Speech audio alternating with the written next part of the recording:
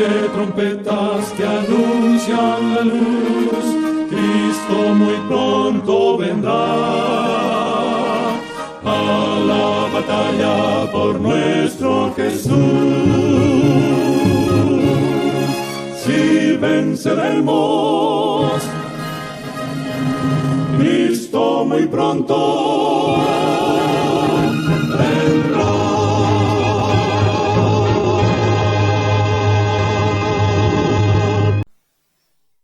Muy buenas tardes, amables televidentes de su espacio Hay una Esperanza.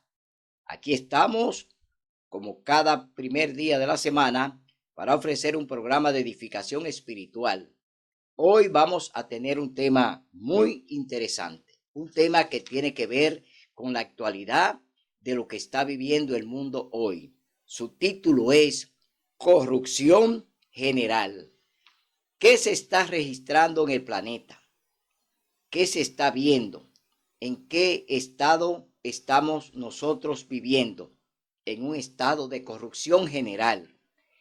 Por todas partes se oyen las diferentes voces hablando de corrupción, hablando de injusticia, hablando de maldades, hablando de violencia, hablando de inseguridad, hablando de las cosas que hoy la palabra de Dios la ha descrito como tiempos finales. Tiempo del fin, tiempos en que ya estamos viendo la pronta venida de Cristo. Cristo está a la puerta, los eventos están ahí y nos están hablando. Lo estamos viviendo, eventos que cada día son más numerosos y que están llegando al planeta. Eventos como huracanes, que ya comienza la temporada, unos 14 huracanes andarán en el planeta. Terremotos, incendios, violencia, crímenes, pandemias, es decir, estamos viviendo en tiempos peligrosos, en tiempos en que el planeta ya no puede aguantar más los gemidos que da la naturaleza para que Cristo venga. Hoy lo estamos escuchando. La tierra ha dejado de dar fruto por la sequedad, por la falta de lluvia y por la depredación que el hombre ha hecho en el planeta. Hoy también la tierra está gimiendo. Por eso vemos un mundo entonces en convulsiones y en caos. Por eso este tema de hoy será un tema para que usted reflexione y entienda que ya Cristo está a la puerta. Su título es Corrupción General. Antes vamos a tener una palabra de oración. Oremos. Bondadoso Padre que mora en las alturas de los cielos, alabado y glorificado sea tu santo y bendito nombre por la eternidad. Señor, gracias por tu misericordia, gracias por tu bondad, gracias por el pan de la tierra, gracias por tu Espíritu Santo, gracias por cuidarnos, gracias por tu amor. Señor, gracias por enviar a tu Hijo a morir por nuestros pecados. Gracias, Señor Jesús, por lavarnos con tu preciosa sangre. Te pedimos en este momento, Señor, que bendiga a los amables televidentes y que le dé discernimiento en espíritu para que ellos puedan entender que ya estamos viviendo los últimos días de tu pronta venida. Que ellos entiendan que ya es hora de despertar y de que podamos verte pronto en gloria y majestad. Bendice a tu pueblo, a tu iglesia, bendice a los amables televidentes y ayúdanos siempre a entender que tú eres el camino, la verdad y la vida y que sin ti nada podemos hacer. Solo en ti hay salvación y vida eterna. En el nombre de Jesús rogamos estos favores. Amén. Bien, amables televidentes, vamos a leer en el libro de Miqueas capítulo 7. En este capítulo hay una descripción de todo lo que está sucediendo hoy en día en el planeta. En este tema, hoy vamos a ver cómo el profeta Miqueas describe todo lo que pasó en su tiempo y lo que está pasando hoy, porque las profecías se escribieron en el Antiguo Testamento, pero que hoy la estamos viviendo en su mayoría.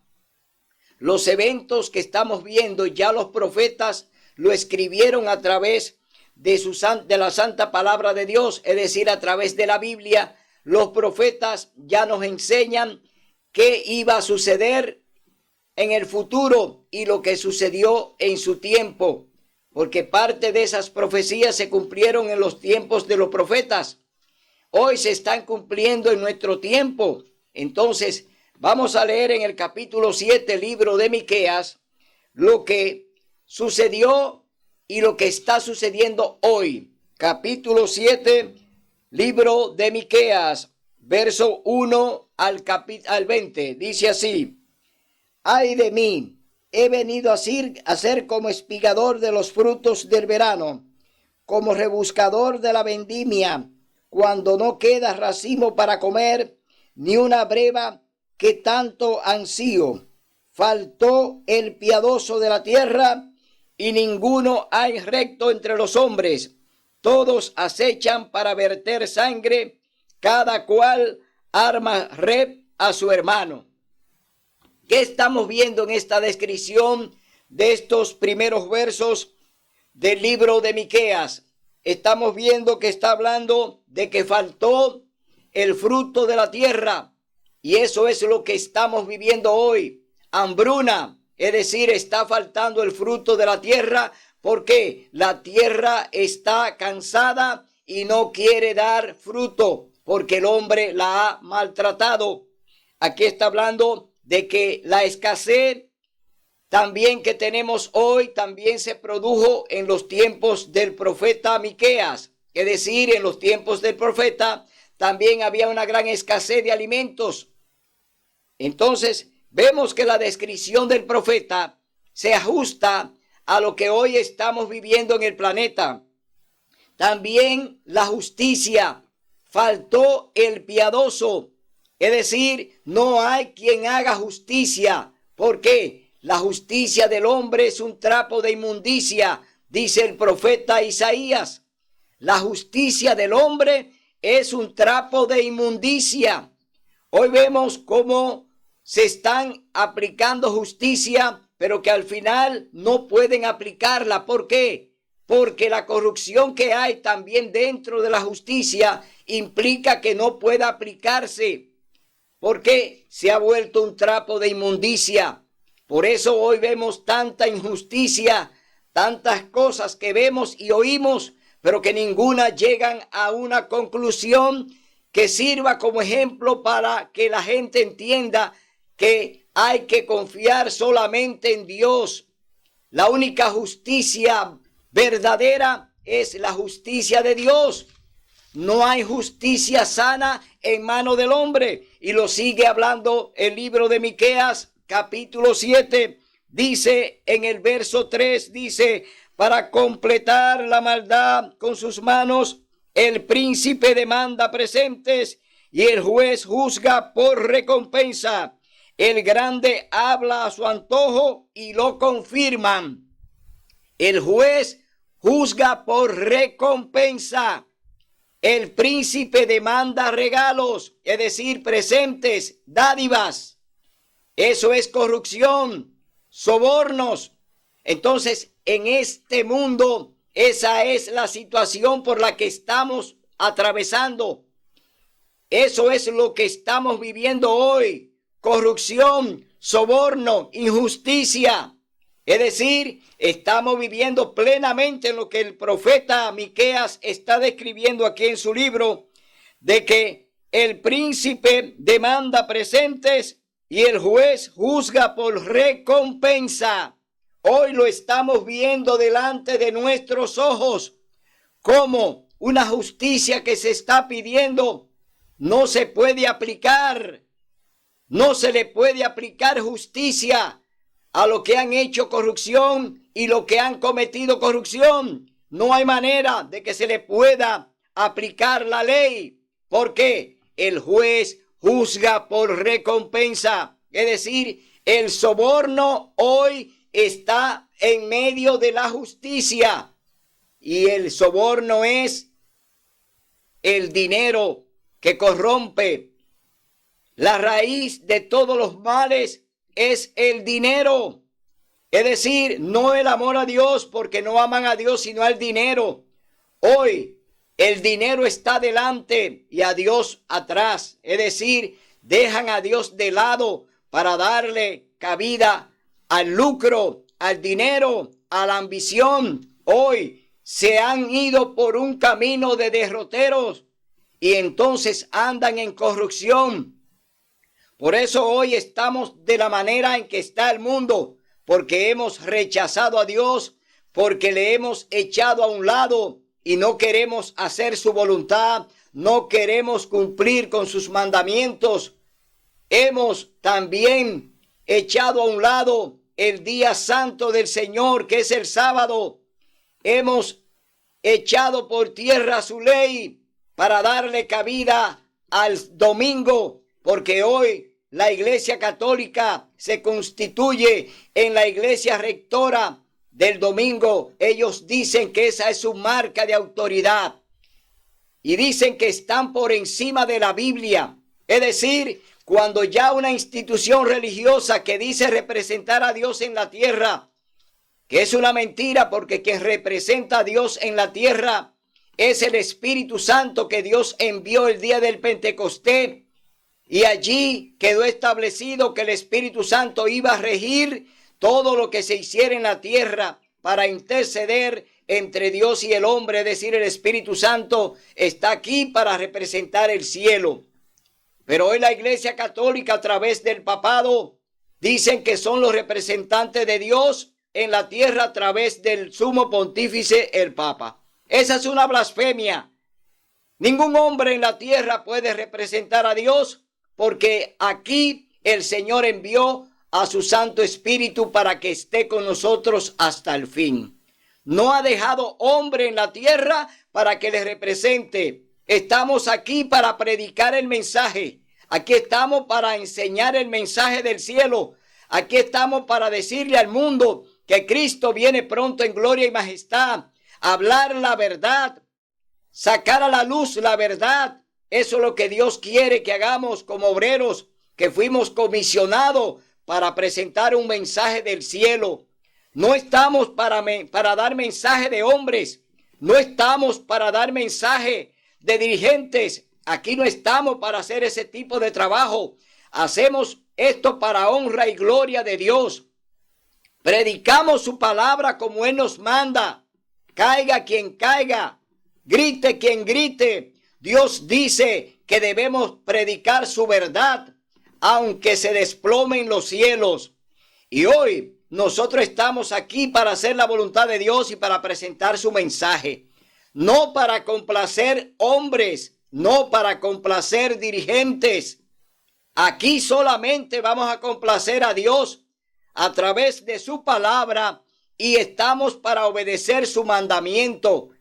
Y por eso enseñamos que el sábado es el día de reposo verdadero, genuino.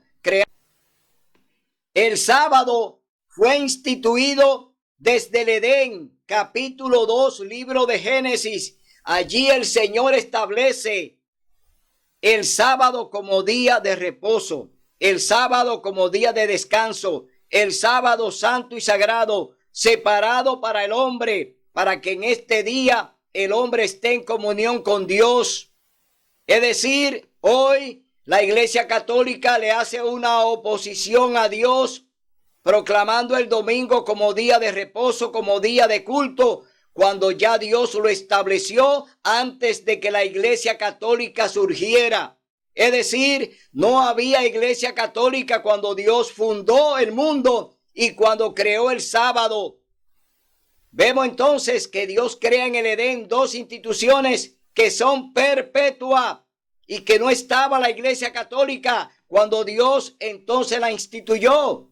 Fue el matrimonio entre un hombre y una mujer y el santo sábado como día de reposo para el hombre. Dos instituciones que van de la mano, que identifican al verdadero creador, al verdadero Dios que hizo los cielos y la tierra. Entonces vemos que hoy en día, entonces esta institución que surge en el año 538 se proclama como la iglesia que representa a Dios en la tierra, cuando es una mentira, cuando la Iglesia Católica no existía, cuando Dios pronunció sus 10 mandamientos en el Sinaí y le entregó a Moisés las 2 tablas del testimonio donde estaban los 10 mandamientos escritos por el dedo de Dios. Entonces vemos que la Iglesia Católica hoy contradice a Dios en todo. Es la iglesia opositora, la iglesia que le hace oposición al cielo, la iglesia que está en contra de la Biblia, porque ellos dicen que están por encima de ella. Esto quiere decir que no aceptan la verdadera palabra de Dios como buena y válida, porque ya ellos tienen su propia Biblia, ya ellos tienen su propio magisterio. Entonces hoy se constituyen en la iglesia opositora a Dios. Por eso nosotros en este programa decimos la verdad aunque duela.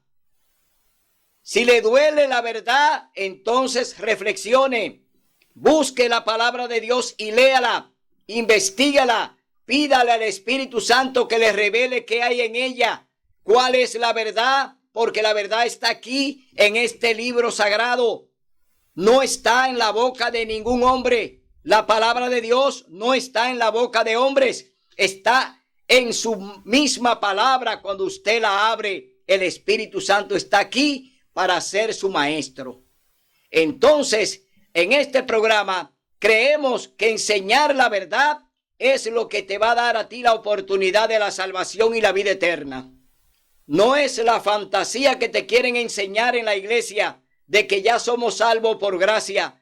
No es verdad que usted va a ser salvo por gracia obedeciendo al hombre y haciendo la voluntad del hombre y desobedeciendo lo que Dios le manda. Usted de esa manera no puede tener gracia del cielo.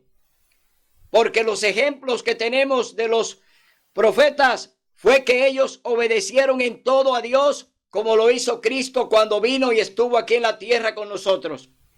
Cuando Cristo estuvo en la tierra, obedeció todo lo que el Padre le dijo, todo lo que el Padre le indicó. Él obedeció cabalmente y no violó ninguno de sus mandamientos. Entonces, hoy, ¿cómo tú quieres ser salvo por gracia? Obedeciendo todo lo que el hombre te está enseñando, contrario a lo que Dios te dice en su palabra.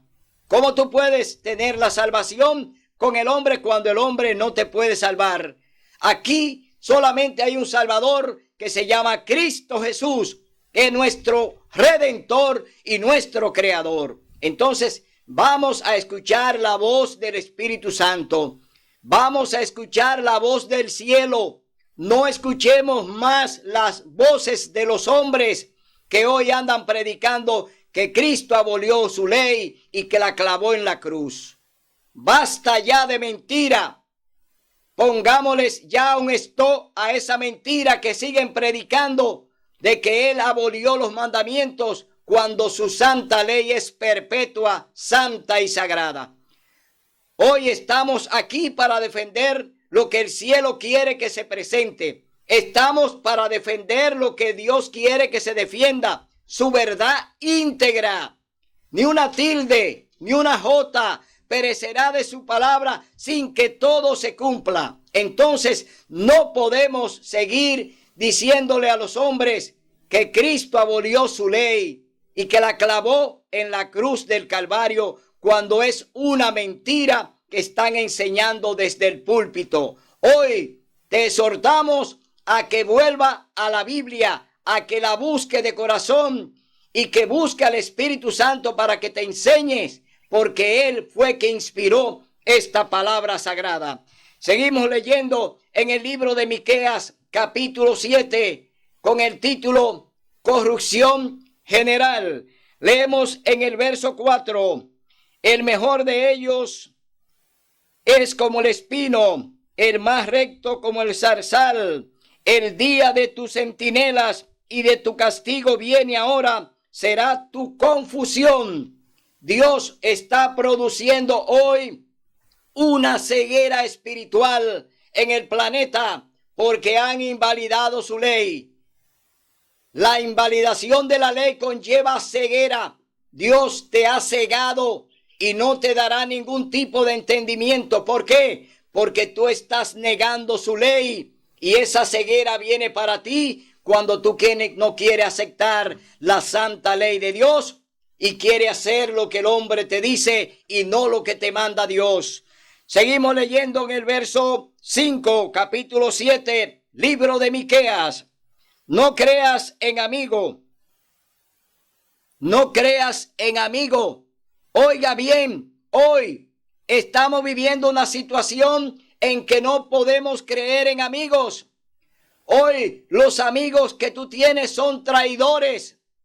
Así como Judas era amigo de Jesús, lo vendió por 30 monedas de plata. Es decir, recibió un soborno, se corrompió, estaba junto con los corruptos y compró y quiso comprar a Cristo. Quiso vender a Cristo por 30 monedas de plata y lo logró. 30 monedas que le costaron la vida al mismo Judas. ¿Por qué? Tentó contra el mismo Dios. Y la palabra dice, no tentarás a tu Dios. Vemos entonces que la palabra que Miqueas está aquí escribiendo dice, no creas en amigo. Y estamos viendo muchos casos donde amigos van y asesinan a su propio amigo. Lo asesinan vilmente. Hoy estamos viendo ese caso en nuestro país. Cómo amigos traicionan al amigo. Y lo está diciendo la Biblia. No lo estoy diciendo yo. Lo dice el libro de Miqueas, capítulo 7, verso 5 y 6. Sigue diciendo, no creas en amigo, ni confiéis en compañero. Tampoco en compañero tú puedes confiar. Ellos son tus enemigos. Ellos están en contra tuya. Ellos van a levantar el talón contra ti, como lo levantó Judas contra Jesús. Es decir, ni creas en amigo, ni confíes en compañero. Y oye más lo que dice la palabra de Dios en el verso 5. Dice, de la que duerme a tu lado, cuídate. O del que duerme a tu lado, cuídate. Aquí está hablando ya de relaciones íntimas entre la pareja, intimidades entre hombre y mujer. De la que duerme a tu lado, del que duerme a tu lado, cuídate, no abras tu boca. Oye bien lo que Dios te está diciendo, hasta dónde llega la corrupción.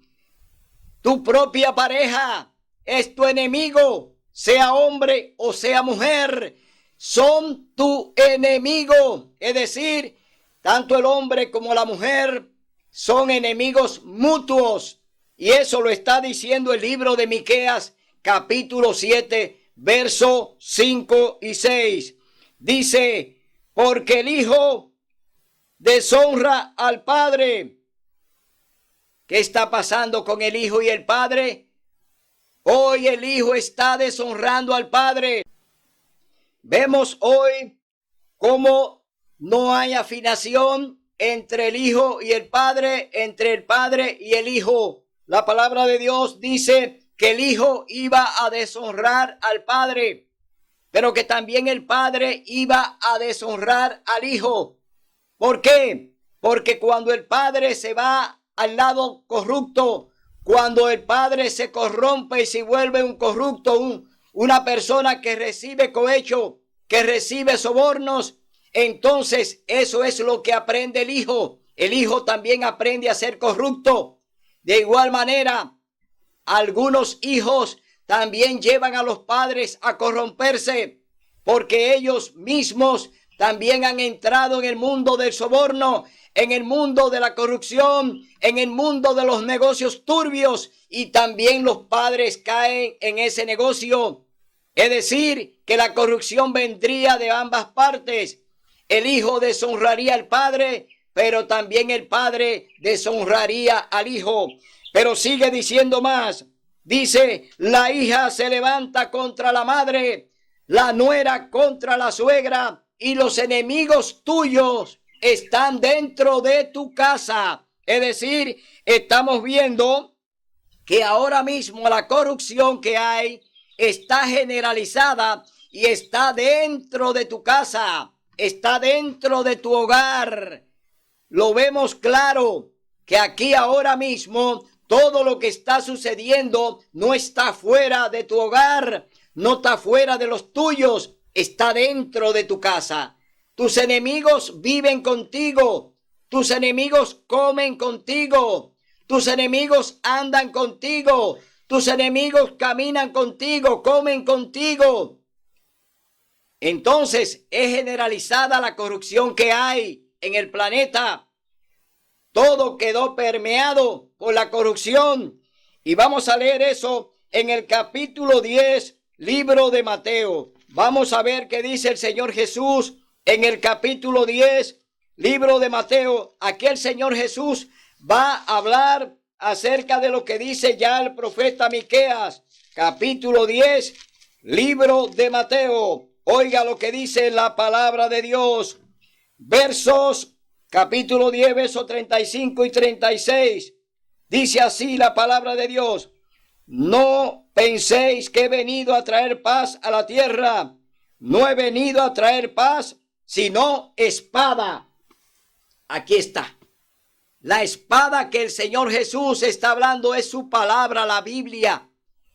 Habría que confrontar la palabra de Dios con las mentiras de los hombres.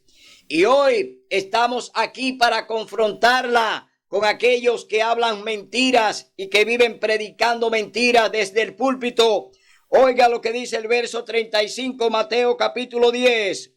Porque he venido a volver al hombre contra su padre, a la hija contra su madre y a la nuera contra su suegra. Y los enemigos del hombre serán los de tu casa. Aquí el Señor Jesús está repitiendo lo que escribió hace más de 1500 años el profeta Miqueas. Es decir, el mismo Mesías, Cristo Jesús, está aquí haciendo referencia al profeta Miqueas. Porque de mí escribieron ellos. Todo lo que ellos hablaron fue inspirado por el Espíritu Santo. Es decir, hablaron de todo lo que el Mesías vendría a cumplir. Todo lo que Cristo cumplió, los profetas lo escribieron antes de que Él llegara aquí de manera humana. Se humanizó y vino a través de María, su madre. Es decir, todo lo que escribieron los profetas, lo escribieron acerca del Mesías. ¿Por qué? El Mesías existe antes de la fundación del mundo. Antes de que el mundo existiera, ya Cristo estaba con el Padre en el cielo. Es decir, que ellos ya tenían su vida eterna concebida porque son los soberanos, son los creadores de los cielos y la tierra. Y Jesús existe y existirá por la eternidad. Entonces vemos en el verso 36. En el 37 dice, el que ama a su padre o a su madre más que a mí, no es digno de mí. El que ama a su hijo o a su hija más que a mí, no es digno de mí. El que no toma su cruz y sigue en pos de mí, no es digno de mí. El que haya su vida, la perderá. Y el que la pierde y el que pierda su vida por causa de mí, la hallará. Esto es lo que el Señor te promete. Si hace su voluntad, si cumple su mandato, si obedece su palabra, si guarda su ley, si sigue guardando su santo sábado.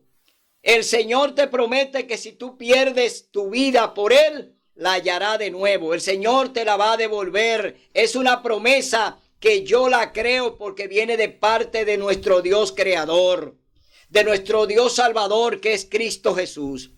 Por eso, mi hermano, hoy yo te digo, no tengas miedo de predicar la verdad, no tengas miedo de decir la verdad, porque el Señor te dice que en medio de la lucha, en medio de la contienda o de la guerra, si tú pierdes la vida defendiendo al cielo, defendiendo a Dios, defendiendo su palabra, el Señor dice que te la va a devolver. Y yo creo en esa promesa, porque Dios no es hombre para mentir, ni es hijo de hombre. Por eso hoy yo te exhorto a que no tengas miedo de predicar la verdad, porque a eso el Señor nos ha enviado, A eso Dios envió a los profetas a predicar esa verdad y en su mayoría la perdieron de manera violenta. ¿Por qué? Cumplieron el mandato y llevaron a cabo la misión de presentar la palabra tal como Dios nos manda a través de su santa palabra. Vámonos ahora a Lucas capítulo 12, verso 53. Lucas capítulo 12, verso 53. Oiga lo que dice la palabra de Dios. El padre estará contra el hijo y el hijo contra el padre, la madre contra la hija y la hija contra la madre, la nuera contra la suegra y la nuera contra su suegra. Aquí está hablando del conflicto familiar. Está hablando de la violencia en el hogar, de la violencia en la casa, con los propios hijos, con los propios hermanos, nueras y suegras. Es decir, toda la lucha que se genera hoy en día viene desde el hogar. ¿Por qué hay tanta delincuencia juvenil? Porque en el hogar no hay regla para seguirla. Porque en el hogar no está Dios. Porque en el hogar Dios no tiene cabida. Hoy los jóvenes hoy se pierden. ¿Por qué? En el hogar no se convoca a Dios ni se le da participación a Dios. No hay regla de juego. El hombre está por un lado, la mujer por otro, los hijos por otro, la nuera por un lado, la suegra por otro lado, y nadie está en unión en el hogar. Entonces tiene que presentarse la corrupción. Ahí en el hogar hay corrupción y por eso hoy la sociedad está podrida. No hay manera de que podamos someter a quien no se le ha formado. No hay manera de que se le pueda someter a quien usted no ha instruido en el temor a Dios. No se le enseña de nada de Dios. Hoy se le enseñan cosas para que se corrompan. Por eso hoy en día vemos que los valores y la moral se ha perdido en el propio hogar. En el hogar no hay moral. En el hogar no hay allí una afinación con el cielo, porque no se ha convocado a Dios para que esté presente. Entonces, hoy la corrupción está generalizada. No hay un lugar donde no haya corrupción general. Por eso en este tema estamos hablando de la corrupción en el planeta. Leemos en el capítulo 5, verso 5, libro de Isaías. Vamos a leer, a ver lo que dice el profeta Isaías en el capítulo 5, verso 5.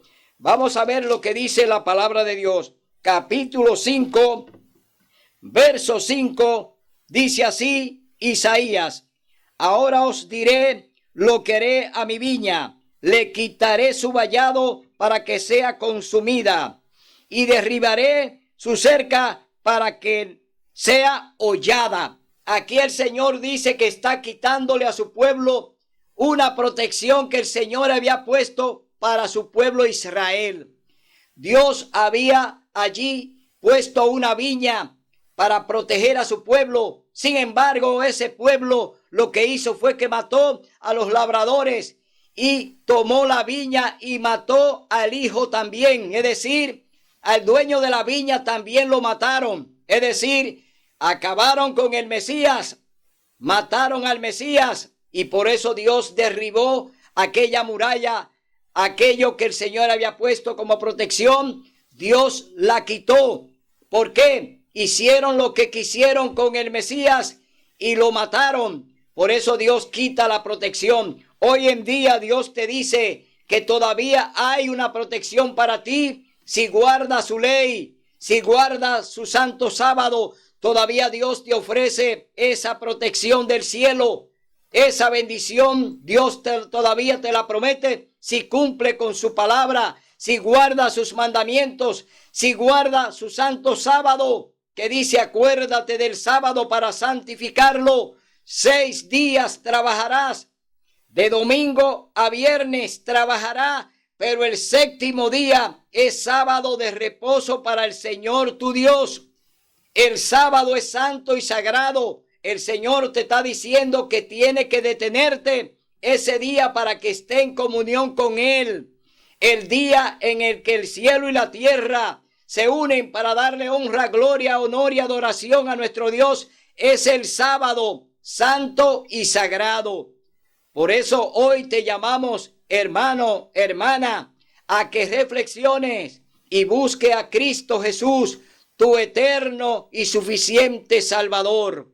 No hay nadie más, no hay intermediario. Cristo solo logró esa victoria para ti cuando murió en la cruz del Calvario para darte vida y vida en abundancia. Seguimos leyendo en el capítulo 34, libro de Éxodo. Vamos a ver lo que nos dice la palabra de Dios en el libro de Éxodo, capítulo 34, versos 7 y 9.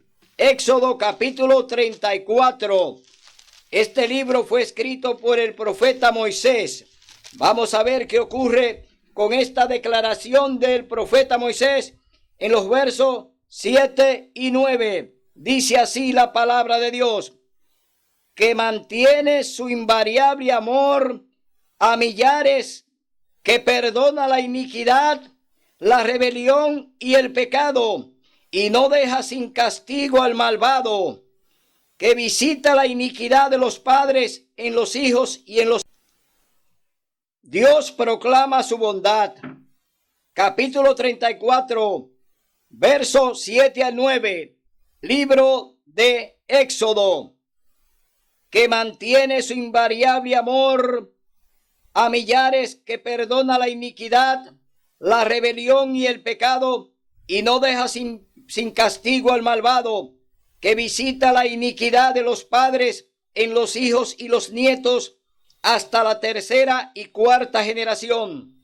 Al instante Moisés bajó la cabeza hacia el suelo y adoró, y dijo: Señor, si he hallado gracia en tus ojos, ven con nosotros, aunque este pueblo es de dura cerviz, perdona nuestra iniquidad y nuestro pecado, y tómanos por tu heredad.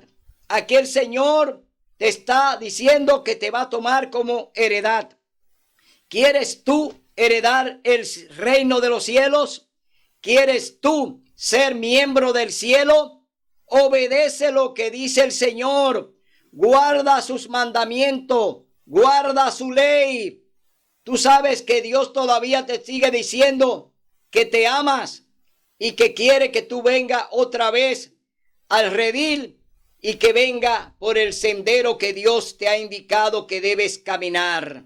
Hoy te llamamos, hermano o hermana, a que venga a reconsiderar el amor de Cristo. Su muerte en la cruz del Calvario no fue en vano. Él vino a darnos vida y vida en abundancia. Él vino a reconciliarnos con el Padre. Él vino para darnos la oportunidad de vivir en el reino de los cielos y después aquí cuando Dios haga cielo nuevo y tierra nueva. Es decir, moraremos de nuevo en el planeta después que el Señor haya exterminado y destruido el pecado, destruido a Satanás y a sus ángeles y a todos sus seguidores. Cuando Dios purifique la tierra, entonces en el libro de Isaías, capítulo 66, podemos leer esta hermosa promesa que Dios nos hace a través del profeta Isaías, capítulo 66, verso 22 al 23. Oiga lo que dice la palabra de Dios: el sábado en la tierra nueva, así como los cielos nuevos y la nueva tierra que yo hago, permanecerán delante de mí, dice el Señor. Así permanecerán vuestros descendientes y vuestro nombre. Y de mes en mes y de sábado en sábado vendrán todos a adorar ante mí, dice el Señor. Es decir, aquí hay una promesa de la perpetuidad del sábado. De mes en mes y de sábado en sábado vendremos a adorar delante de nuestro Dios. Es decir, que Dios te está diciendo que el sábado es perpetuo, no es el domingo. No hay perpetuidad en el domingo. Sí, la puso en el sábado desde que lo creó en el Edén. Capítulo 2, libro de Génesis. Vemos entonces que la promesa del Señor es vivir en el cielo y después aquí en el planeta cuando Él haga cielo nuevo y tierra nueva. Hoy te decimos, hermano, escucha la voz del Espíritu Santo. Escucha a Dios. No escuche a los hombres. Escucha la palabra de Dios. Léela. Estúdiala. Escudriñala. Y ella también tiene vida como la que te quiere dar Dios a ti. La palabra de Dios es vida para aquellos que la obedecen y hacen su voluntad. Hoy te decimos que Cristo todavía está esperando por ti. Intercede desde el santuario celestial, desde el lugar santísimo. Cristo todavía sigue diciendo que tú eres el Hijo amado de Dios. Hoy todavía Él te dice que su amor es para ti y que te quiere dar vida y vida en abundancia, porque a eso fue que vino.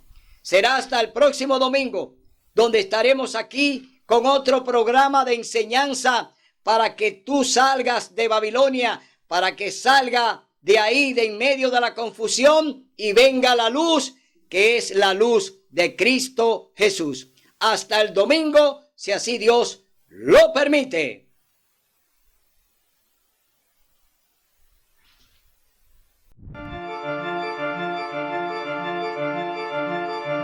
Estoy seguro de que la gran mayoría de vosotros habéis escuchado eso de que la Iglesia Católica está de capa caída, que es muy arcaica, que se ha quedado fuera de juego y que el Islam le está comiendo terreno en todo el mundo. Y bueno, no podemos decir que esto sea del todo falso en el caso, por ejemplo, de Europa, y históricamente el gran bastión de esta religión. Sí, es verdad, el catolicismo sigue siendo muy importante en el viejo continente. No hay más que echar un vistazo a este mapa. Como podéis ver, en países como Polonia o Croacia, más del 80% de su población se considera católica, y en países como Italia, España o Francia, este porcentaje supera el 60%. Claro que luego el porcentaje de católicos practicantes es mucho más pequeño. En España, por ejemplo, hablamos de menos del 19% de la población. Pero sea como sea, Europa ya no es el epicentro del catolicismo. Con el aumento de la población mundial, este continente ha pasado de albergar en torno a las 2/3 partes de toda la población católica del mundo en 1910 a solo el 25% 100 años después. Y esta, queridos amigos, es una tendencia que no parece que vaya a parar. Fijaos, por ejemplo, en esta gráfica. En España, uno de los países históricamente más católicos de Europa, la tendencia es muy clara. Cuanto más jóvenes, menos creyentes. Pero ojo, esto ocurre no solo entre los católicos, ocurre también con el resto de confesiones religiosas. Pero sea como sea, por este motivo, no nos puede extrañar que, claro, la Santa Sede esté preocupada por el futuro del catolicismo en Europa y, por supuesto, también en el resto del mundo. Si se queda sin fieles, ya no tendrá razón de ser. En términos empresariales, tendrá que echar abajo la persiana. ¡Ojo! Un apunte, estamos en VisualPolitik. Este no es un vídeo sobre la fe, ni para bien ni para mal. Nuestro objetivo pasa por analizar lo que está ocurriendo con una de las religiones más importantes del mundo, indagar en su futuro y descubrir qué repercusiones políticas pueden tener todos estos cambios. Dicho esto, y como curiosidad, nunca confundáis a la Santa Sede con la Ciudad del Vaticano. Ya os hemos explicado alguna vez la diferencia entre ambos conceptos en este canal. Es algo que se podría resumir tal que así.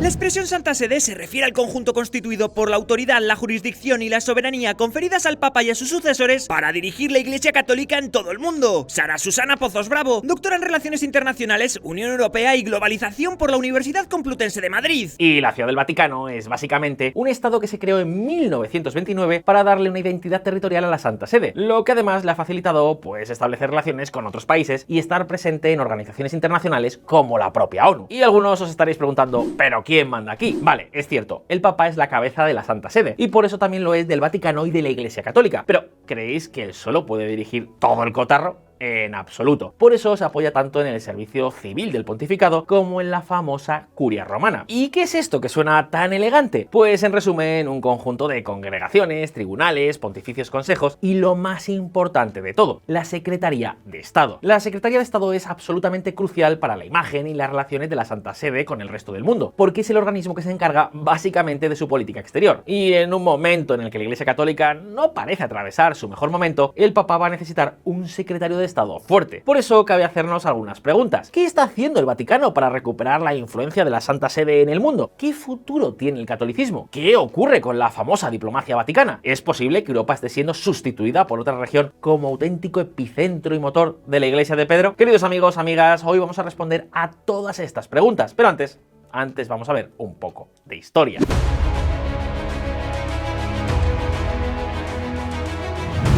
La madre de todas las diplomacias.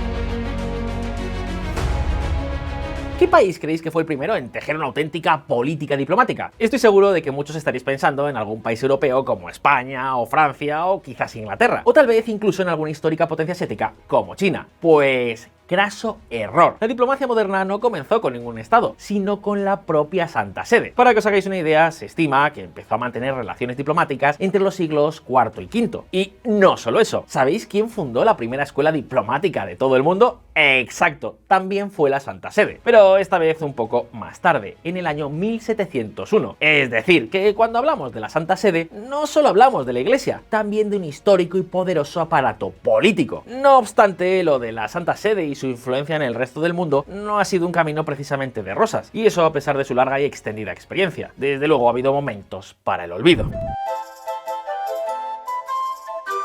Ya fuera por el concilio de Nicea I en el 325 después de Cristo, o por la presencia de apocrisarios acreditados de la Santa Sede en la corte imperial de Bizancio en el 453 después de Cristo, la diplomacia de la Santa Sede es considerada no solo la más antigua del mundo, sino también una de las más poderosas e influyentes. No obstante, el poder de los papas y de la Santa Sede ha sufrido varios golpes, desde la paz de Westfalia de 1648, que le otorgó un poder mayor a los estados-nación europeos y a los monarcas, pasando por el desprecio a los poderes del Papa por parte de Napoleón Bonaparte y llegando a la disolución de los estados pontificios en 1870. La Iglesia Católica ha llegado a estar verdaderamente contra las cuerdas ante el avance del poder de los estados modernos. A esto, además, se le unen las críticas por su inacción en momentos clave, limitándose en muchas ocasiones a lanzar solo declaraciones condenatorias. Fue algo que se denunció durante la Primera y Segunda Guerra Mundial, y también ahora durante la Guerra de Ucrania. Sin embargo, también ha recibido grandes elogios, por ejemplo, por su papel en el fin de la Guerra Fría durante el papado de Juan Pablo II. Vamos, que como os decía, el camino de la Santa Sede no ha sido un camino de rosas, que digamos, pero aún así han logrado establecer vínculos con la inmensa mayor parte de los países del mundo. De hecho, son tantos los países en los que hay nuncios, los diplomáticos del Vaticano, que nos resulta mucho más fácil señalar a los 12 países con los que no tienen relaciones diplomáticas establecidas, tanto por ser estos países musulmanes como comunistas. Y es que aquí tenemos que tener en cuenta que la Santa Sede parte con una ventaja muy pero que muy importante. Su diplomacia se basa sobre todo en sus redes de ayuda, ya sea construyendo hospitales, como escuelas o comedores sociales. La Iglesia Católica muchas veces sustituye lo que habitualmente son responsabilidades del Estado, especialmente, claro está, en los países más pobres. Y eso es algo que suele traducirse en mucha pero que mucha influencia social. Por ejemplo, en la capital de Burkina Faso encontramos el centro educativo Santa Vicenta María, que proporciona educación a más de 400 chicas jóvenes sin recursos. Otro ejemplo lo podemos encontrar en Turkana, Kenia, donde han construido escuelas preescolares y orfanatos, además de programas de ayuda a enfermos, ancianos y discapacitados. Y como estos casos hay miles y miles repartidos por todo el mundo. Y esto, lógicamente, ha hecho que la Iglesia Católica pues gane mucha simpatía entre los más vulnerables y, por supuesto, también entre los propios estados donde presta su ayuda. Y eso no es todo. Luego, además, está también la capacidad de mediación que tiene la Santa Sede. Por ejemplo, Juan Pablo II medió entre Argentina y Chile para evitar una guerra inminente por la soberanía de las islas del Canal de Beagle. O, sin ir más lejos, el Papa Francisco medió entre Obama y Raúl Castro para relajar las tensiones entre Washington y La Habana, y lograr así que ambos gobiernos liberaran a algunos presos que tenían del otro país. Y luego están las campañas. Porque la Santa Sede participa también en muchísimas campañas políticas a nivel internacional. Por ejemplo, para reclamar la libertad de culto, contra la pobreza, y ahora con el Papa Francisco están metidos de lleno en la lucha contra el cambio climático. Será cosa de los tiempos. Pero sin duda hay un mensaje del Papa Francisco que ha hecho que la simpatía por él, especialmente en el mundo desarrollado, se haya disparado. Atentos. Giù le mani della Repubblica Democratica del Congo, giù le mani dell'Africa, basta soffocare l'Africa. L'Africa non è una miniera da sfruttare o un suolo da saccheggiare. L'África sia protagonista del suo destino. Exacto, queridos amigos, amigas, a todos los reclamos del Papa Francisco contra el consumismo y por la lucha contra el cambio climático, ahora también se suma un discurso claramente anticolonial. Fijaos. Dopo quello politico si è scatenato infatti un colonialismo economico, altrettanto schiavizzante. Così questo paese ampiamente depredato non riesce a beneficiare della sufficienza delle sue inmensas risorse. Ahora bien, ¿y si os dijera que estas palabras no son casuales? ¿Que esta puede ser la mejor baza para el futuro de la Iglesia Católica? ¿Sorprendidos? Pues prestad mucha pero que mucha atención. El nuevo hub religioso del catolicismo. Vale, al comienzo de este vídeo ya hemos dicho que hay una especie de sensación general de que la Iglesia Católica no atraviesa sus mejores momentos, que está de capa caída, vaya. Y desde luego lo que nos dicen los datos es exactamente que eso es lo que está ocurriendo en Europa. Ya os hemos contado cómo el viejo continente pues hace tiempo que dejó de ser la región con el mayor número de católicos. De hecho, os hago una pregunta. ¿Sabríais decirme cuál es la región con mayor población católica de todo el mundo? No se trata de África, sino de América Latina. Un 28% de los 1.360 millones de católicos que hay en el planeta viven precisamente en esta región. Hablamos, por tanto, de unas 380 millones de personas. Y pensadlo bien, teniendo en cuenta su pasado colonial bajo el Imperio Español, pues no resulta nada raro que así sea. Pero, ¿y si os dijera que el catolicismo se ha estancado en América Latina? ¿Y si os dijera que hoy por hoy la Iglesia Católica tiene puesta toda su atención en África? Y os preguntaréis, ¿en África? ¿Por qué? Pues muy simple. Las tasas de crecimiento de población católica en África son muy superiores a las de América Latina y por supuesto también a las de Europa. ¿Y a qué se debe este crecimiento? Pues a lo que ya os hemos contado antes, a la labor social que lleva a cabo la Iglesia Católica en el continente, tanto construyendo las escuelas que os hemos dicho en Burkina Faso o en Kenia, como hospitales y programas de ayuda para los más desfavorecidos. Ahora bien, un momento, pensar que este crecimiento se debe única y exclusivamente a los logros de la Iglesia Católica en el África subsahariana sería un tremendo error. Hay otro factor, un factor absolutamente decisivo en la expansión del catolicismo en esta región. ¿Tenéis alguna idea de cuál puede ser? 3, 2, 1, exacto, el crecimiento demográfico.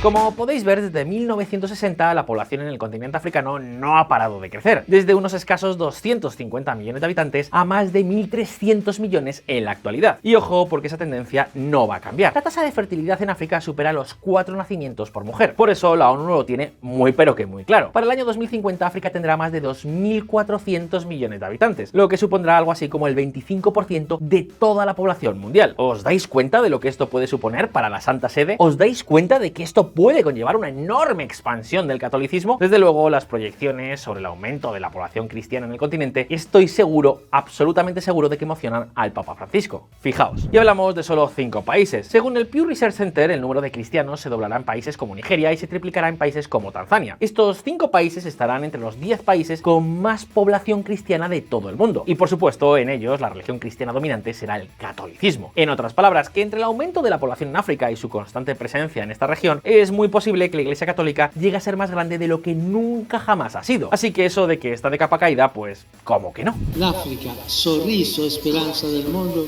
conti di più, se ne parli maggiormente, abbia più peso e rappresentanze tra le nazioni. ¿Sorprendidos? Ya veis que a veces las cosas no son lo que parecen. Ahora bien, la Santa Sede parece tenerlo todo a su favor para dominar el panorama religioso del continente africano. Pero, ¿creéis que no va a tener oposición? Pues como ya os podéis imaginar, nada más lejos de la realidad.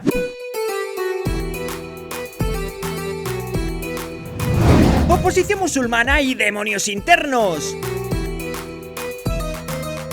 Como en toda lucha por el poder o la influencia, siempre que hay un actor emergente, también hay competencia. Y este es justo el caso de la Santa Sede en África, ya que tiene enfrente a la religión con más fieles de todo el mundo, el Islam. Por suerte, los tiempos de las cruzadas ya quedaron atrás, así que no esperéis ninguna guerra sin cuartel por el control de la fe. Sin embargo, la Iglesia Católica sí que va a tener que enfrentarse a un Islam que está muy arraigado en gran parte del continente, que también espera expandirse y que puede contar con varias ventajas. Amigos, amigas, el Islam es la religión más profesada del mundo y también la segunda más profesada de África, con casi 600 millones de musulmanes. De esta forma, tal y como ocurre con el catolicismo en el África subsahariana, el Islam también está consiguiendo avanzar en esta región desde el norte de África, que es abrumadoramente musulmán. Bien, en este caso la vertiente del Islam más practicada en el continente es el sufismo. Ya os hemos hablado en este canal de esta rama del Islam, una rama que se centra en la vida espiritual y en la búsqueda de una relación más mística con Allah desde un prisma mucho más individual. Sin embargo, lo cierto es que el sufismo ha estado perdiendo terreno durante el siglo XXI a manos de la versión más radical del Islam, el salafismo, que si recordáis bien, pues defiende la pureza de la doctrina religiosa y la textualidad del Corán, la Sunna, la Yihad y la gran mayoría de hadices, que son los mensajes que se atribuyen a Mahoma y que ordenan muchos aspectos de la vida. Los salafistas rechazan frontalmente al resto de religiones e incluso al resto de vertientes del propio Islam, como es el caso del propio sufismo.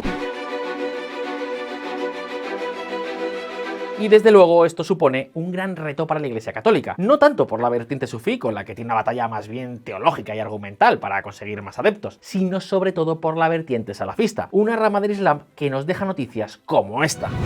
Nigeria sospecha que el Estado Islámico mató a 40 personas en una iglesia católica. Cristianos de Burkina Faso asesinados en un ataque a una iglesia. Terrible. Claro que los problemas no solo vienen desde fuera. La Iglesia Católica también tiene que tener cuidado con una vertiente mucho más ortodoxa y conservadora del catolicismo. Una vertiente cuyas raíces son muy pero que muy profundas en África. Algunos de sus máximos exponentes son, por ejemplo, el cardenal guineano Robert Sara, que ha llegado a equiparar al Daesh con cualquier cosa que pueda sonar a ideología de género, al menos en su cabeza. O también es el caso de Peter Koduo Apia Turkson, que llegó a equiparar a los homosexuales con los pedófilos. De locos. De hecho, esta posición abiertamente contraria a las personas LGTBI ya se ha trasladado recientemente a la política y a la legislación en un país de mayoría católica como es Uganda. Fijaos. Ley contra la homosexualidad en Uganda, cadena perpetua por decir que eres gay. Y claro, estas posturas pues chocan de manera frontal con las nuevas tendencias que está marcando el Papa Francisco en la Santa Sede. Papa Francisco dice que leyes que criminalizan a las personas LGBT son un pecado y una injusticia. Como podéis ver, la Santa Sede se enfrenta tanto a una oposición exterior, que en algunos casos es muy pero que muy radical y tremendamente violenta, como la de los salafistas, como también a una iglesia católica africana mucho más ortodoxa que la de Roma, lo que hace improbable que vayamos a ver, al menos por el momento, un papa africano. Pero lo que sí es indudable que veremos es la creciente influencia de la comunidad católica africana en el mundo. Acompañado de un enorme crecimiento demográfico, el catolicismo sigue creciendo allí como en ningún otro lugar del planeta. Por eso, aunque en Europa esté perdiendo terreno frente al laicismo de los estados y al creciente ateísmo social, sobre todo entre las nuevas generaciones, en África la Santa Sede está encontrando su nuevo espacio protagonista. Así que no es sensato decir que la Iglesia Católica está de capa caída, simplemente está reorientándose. Y es muy posible que dentro de unos años veamos una Iglesia Católica más fuerte y más grande que nunca. Una iglesia además en franca expansión. Pero llegados hasta aquí, la pregunta es para todos vosotros. ¿Creéis que África se convertirá finalmente en el centro del catolicismo mundial, tal y como parecen pronosticar los datos? ¿Veis posible un renacer del catolicismo en Europa o una reactivación en América del Sur? ¿Puede acaso la lucha entre el catolicismo y el Islam en África tener consecuencias más graves? ¿Llegaremos a ver alguna vez a un papa africano? Podéis dejarme como siempre vuestras respuestas en los comentarios. Y si este vídeo os ha resultado interesante, no olvidéis darle al botón de like y suscribiros a VisualPolitik si es que aún no lo habéis hecho. Una vez más, muchas gracias por estar ahí, un saludo y hasta la próxima.